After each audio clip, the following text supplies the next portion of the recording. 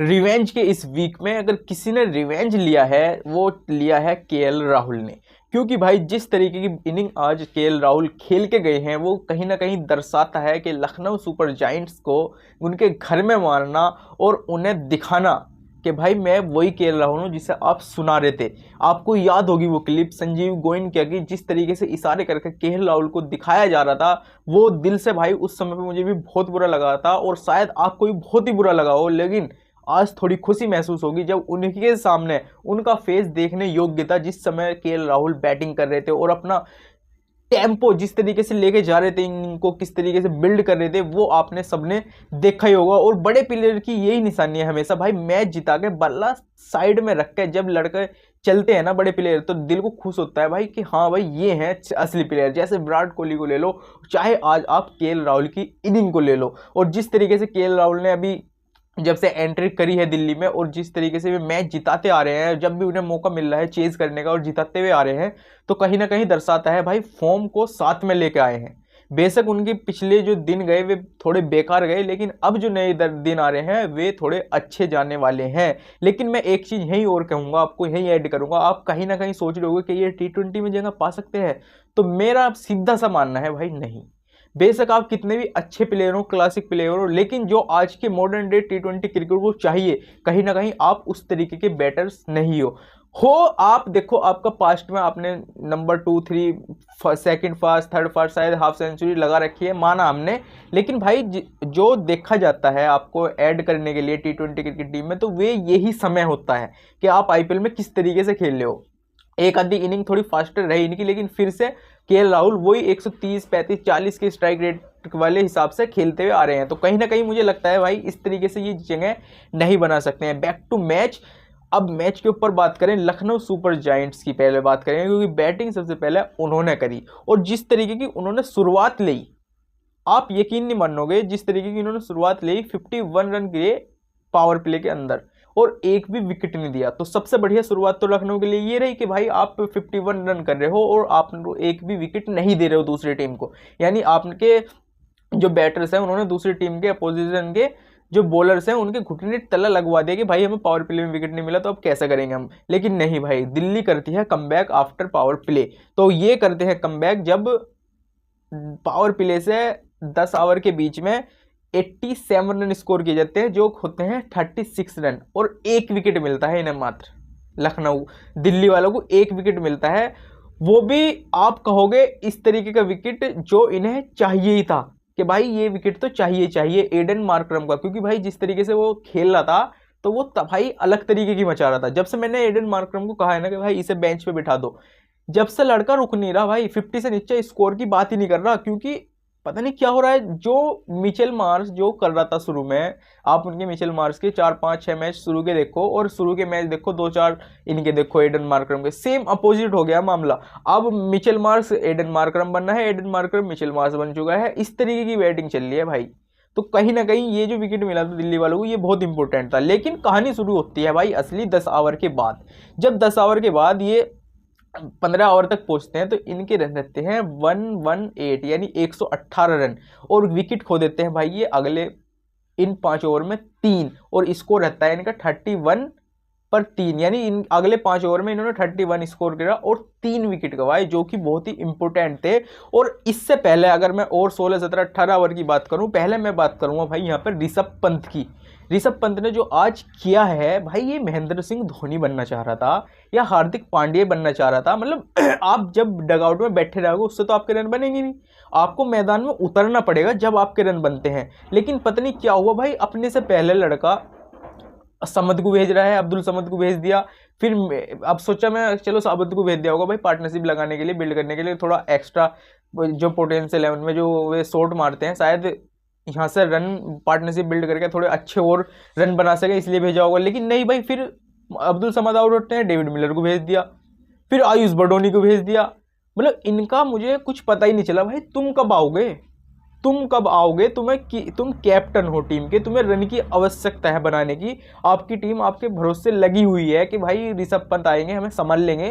तो आपको कहीं ना कहीं अपने कैप्टन के साथ साथ अपने बैटर्स की भूमि भी निभानी पड़ेगी भाई। जब भी आपको लगेगा कि हाँ मैं थोड़ा कॉन्फिडेंट रहूँगा, क्योंकि भाई जब तक आपके बल्ले से रन स्कोर नहीं होंगे, हालांकि आपने एक 50 स्कोर किया था तो आपके अंदर इतना गुर्दा था कि भाई मैं यहाँ पे जाके अपनी टीम को जो नीचे लग गई है वो कहीं ना कहीं जो रन हमारे 200 होने चाहिए थे वो जो 160 पे ही निमट गए, तो वो मैं कुछ करवा सकता था। लेकिन इन्होंने सबसे बड़ी गलती करी ऋषभ पंत ने, वही जो नहीं आए। इनकी चाहे मैनेजमेंट की गलती हो, जिसने भी ये कहा होगा वहां पर, जिसने भी बात की होगी कि भाई अभी ऋषभ पंत तुम नीचे जाना, वो सबसे बेकार बात थी। आते हैं तो 2 बॉल खेलने आते हैं और जिसमें पहली खाली दूसरी पे विकेट हो जाते हैं, तो ये बड़ा बेकार हिसाब रहा। अब देखते हैं इनके एलएसजी के इनके जो 5 ओवर रहे जिसमें एक्सेलरेट करना चाहिए, इन्होंने कितना एक्सेलरेट करा।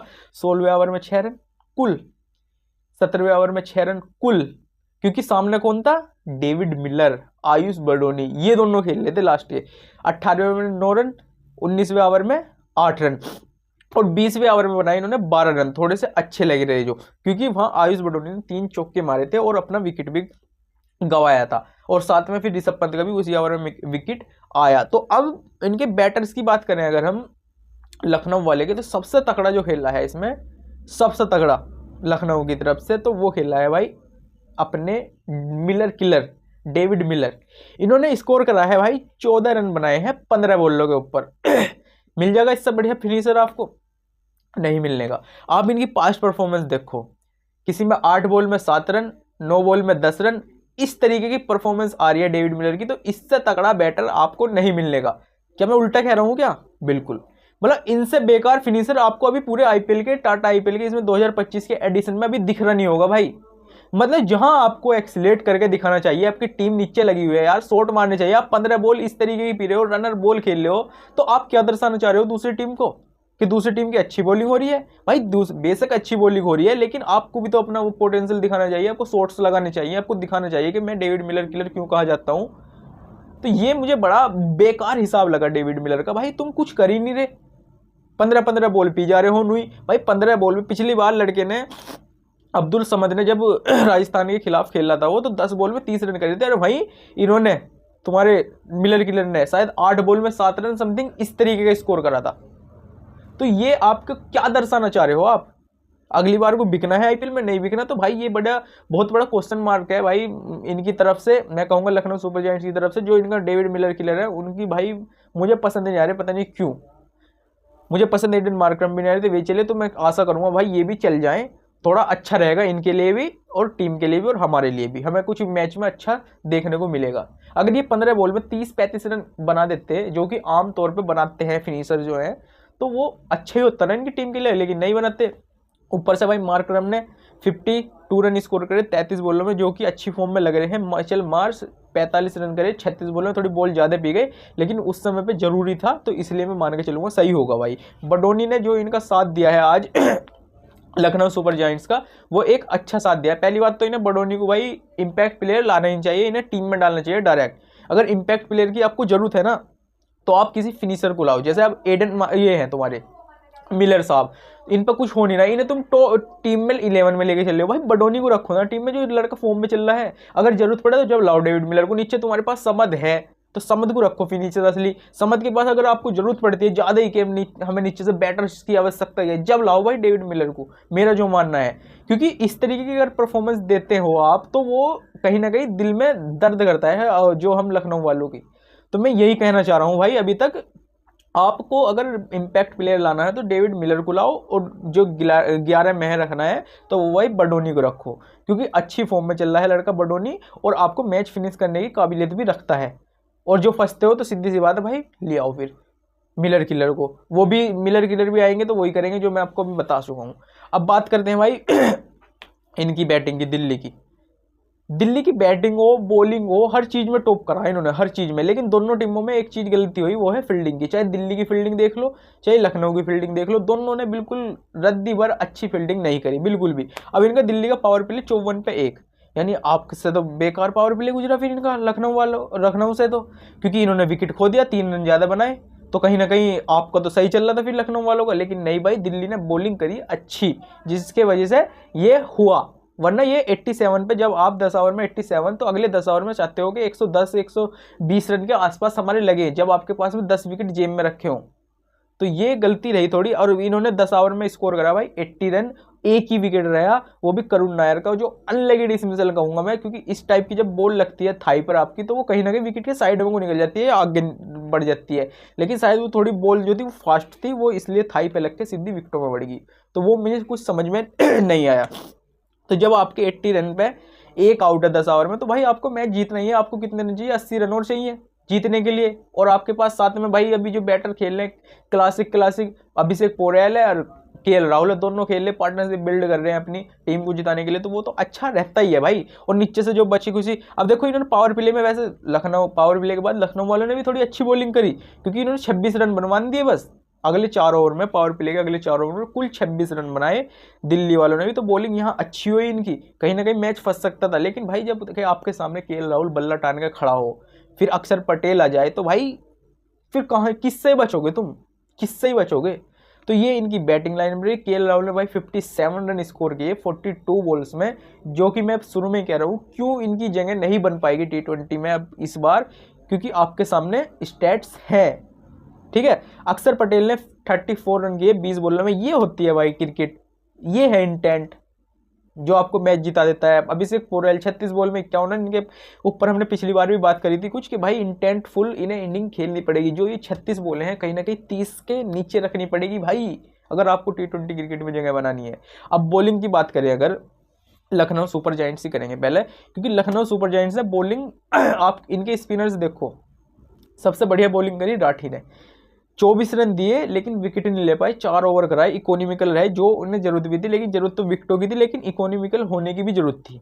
आवेश खान ने 19 रन दिए 0 विकेट, यानी आप विकेट ही नहीं ले पाए। मार्करम ने 30 रन दिए और 2 विकेट भी लिए 3 ओवर के अंदर। तो मार्करम की बॉलिंग अच्छी रही, क्योंकि मार्करम को जो 2 विकेट मिले हैं इनके खिलाफ, तो वो मार्करम ने ही लिए हैं। अब बात करें अगर दिल्ली की बॉलिंग की, तो ये बॉलिंग थी सुपर फास्ट। इसमें सबसे पहले आती है बात भाई मुकेश कुमार की, जो 4 विकेट लिए 33 रन देके। पहला ओवर महंगा साबित हुआ, दूसरे में विकेट 2 और फिर चौथे ओवर में विकेट 2, जो कि चौथा ओवर भी महंगा साबित होता जा रहा था, क्योंकि फर्स्ट 3 बॉल्स पे 3 बाउंड्री लग चुकी थी। आयुष बडोनी ने 3 बाउंड्री मार चुका था आयुष बडोनी, तो ये भी महंगा होने जा रहा था। लेकिन फिर मुकेश कुमार बैक करते हैं अपने आप को और 2 विकेट फिर वहां चटकाते हैं। फिर स्टार्ट की बात कर लो आप, 25 रन दिए लड़के ने, बस 1 विकेट दिया लेके, जो इंपोर्टेंट था उस समय पे। अक्षर पटेल हो 29 रन दिए, जो पावर प्ले में आज उन्होंने बॉलिंग करी है, मतलब जिस टाइप की बॉलिंग करी है आज पावर प्ले में, क्या ही जवाब उस चीज़ का। तो Akshar Patel captaincy wise, bowling wise, batting wise, हर चीज़ में A1 चल रहे हैं इस समय तो। और DC ऑन द शायद 2nd पोजीशन पर आ गई है पॉइंट्स टेबल में। अब देखना होगा भाई 3rd 4th कौन बनता है। अभी तक तो यही चल रहे हैं 1st 2nd, दिल्ली गुजरात इनका ही अदला बदला होता रहता है। जब गुजरात का मैच होता है गुजरात ऊपर, दिल्ली का मैच होता है दिल्ली ऊपर, लेकिन अब की बार दिल्ली नहीं हो पाई ऊपर। तो इससे हमें रिलेटेड यही पता चलता है कि ऋषभ पंत ने कहीं ना कहीं गलती तो करी है। तो आज के लिए बस इतना ही, जब तक के लिए राम राम जी।